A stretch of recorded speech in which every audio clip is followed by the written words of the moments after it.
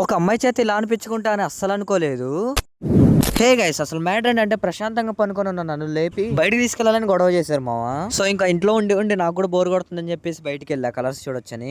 ఎన్నిసార్లు కొట్టిన చావని పావురా నువ్వు అన్నట్టు ఎక్కడికి వెళ్తున్నావో చెప్పలేదు కదా, కొండవీడు వెళ్తున్నాం మావా. ఇది ఫిరంపురం దగ్గర ఉంటది. పిల్లలు గొడవ చేస్తున్నారని చెప్పేసి మసాలా తీసుకున్నా. బాబాయ్ స్పూన్ ఇవ్వడం మర్చిపోయాడు.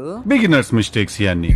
మసాలా సంగతి కాసేపు పక్కన పెడితే అక్కడ బోట్ వెళ్తుంది చూసారా మావా. దానిలో 4 అమ్మాయిలు ఉన్నారు. బోట్ ఖాళీగా ఉందని చెప్పేసి నేను కూడా ఎక్కుతా అన్నా. వాళ్ళేమో మా చెప్పులు కూడా ఖాళీగానే ఉన్నాయి అన్నారు. ఆ చెప్పులు ఏదో కాలకేసుకుంటే ఖాళీగా ఉండవుగా అని చెప్పా.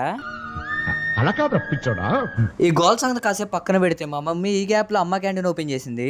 ఇంకా ఏమన్నంటే అందరూ కలిపి పెడతా ఉంటుంది. ఇంకా అమ్మ అలా కలిపి పెడుతూ ఉంటే నేను వ్యూ ఎంజాయ్ చేస్తూ తినేసా.